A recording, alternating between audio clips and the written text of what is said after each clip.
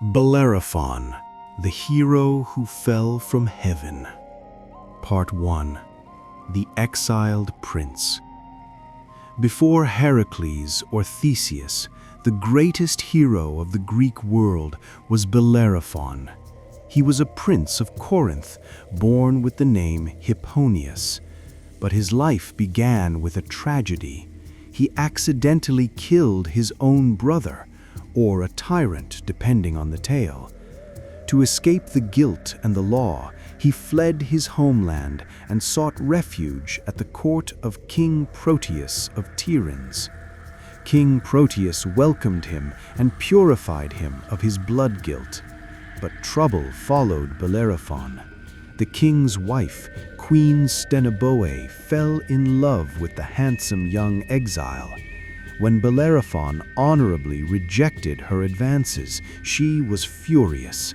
Like Potiphar's wife in the Bible, she lied to her husband, claiming Bellerophon had tried to force himself on her. "Die, Proteus," she cried, "or kill Bellerophon, who tried to shame you." Proteus was enraged, but the laws of hospitality, Xenia, forbade him from killing a guest at his own table. So he devised a cunning plan. He sent Bellerophon to his father-in-law, King Iobates of Lycia, carrying a sealed tablet. Inside the tablet were written signs, sad signs the poet Homer calls them, instructing Iobates to kill the bearer of the message. Iobates received Bellerophon warmly and feasted him for 9 days. On the 10th day, he asked to see the message.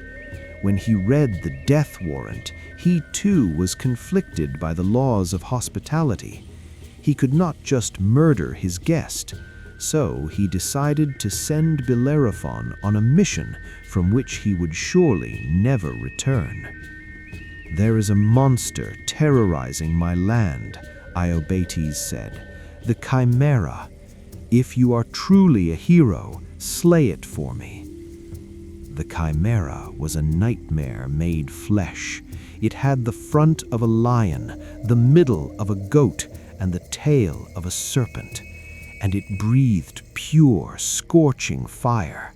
No man had ever faced it and lived. Bellerophon accepted the challenge, not knowing it was a death sentence. Part 3. Taming the Winged Horse.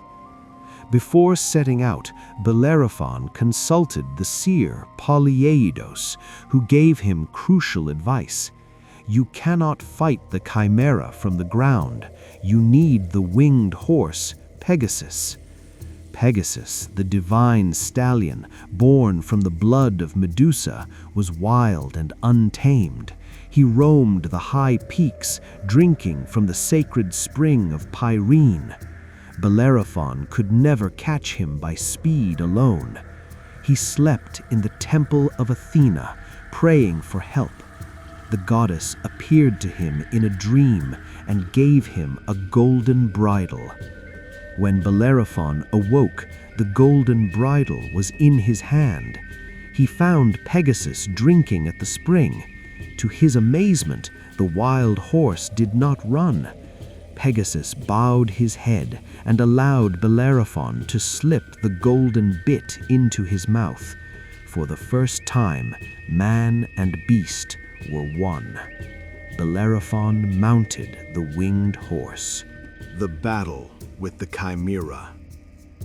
Bellerophon flew towards the Chimera's lair in the mountains of Lycia. From the air he saw the beast scorching the earth below. The Chimera roared, its 3 heads snapping, the lion roaring, the goat bleating, the snake hissing. It spewed a torrent of fire at the flying hero. But Bellerophon had the advantage of flight. He swooped down, firing arrows from above, staying just out of reach of the flames. But the beast's hide was tough and the fire was intense. Bellerophon realized he needed a finishing blow. He took a large block of lead and fixed it to the point of his spear. Then he urged Pegasus into a steep dive straight into the face of the monster. At the last second, as the Chimera opened its mouth to breathe fire, Bellerophon thrust the spear into its throat. The heat of the Chimera's own breath melted the lead. The molten metal poured down the monster's throat, suffocating it and burning it from the inside out. The Chimera fell dead. Bellerophon had achieved the impossible. The hero of Lycia.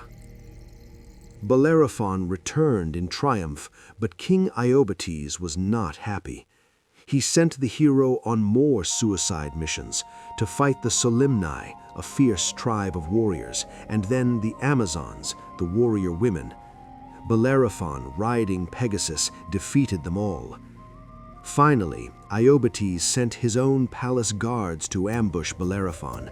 Bellerophon killed every single one of them. Realizing that Bellerophon must be protected by the gods, Iobates finally showed him the death warrant from Proetus and revealed the truth. He begged for forgiveness, gave Bellerophon his daughter's hand in marriage, and shared his kingdom with him. Bellerophon had reached the pinnacle of human success. He was a king, a hero, and the master of the skies. The fall from grace. But success breeds arrogance. Bellerophon began to believe he was equal to the gods.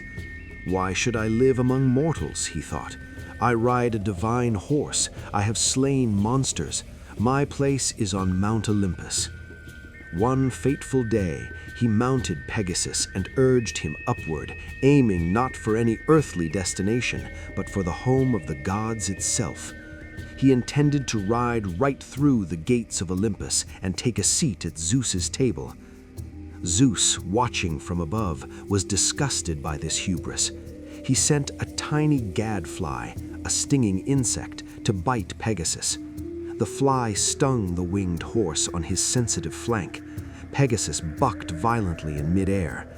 Bellerophon, caught off guard, lost his grip. He fell. He plummeted from the heavens, tumbling through the clouds, screaming as the earth rushed up to meet him. He did not die. That would have been too kind. He landed in a thorn bush, or the Ilian plain, crippled and blinded.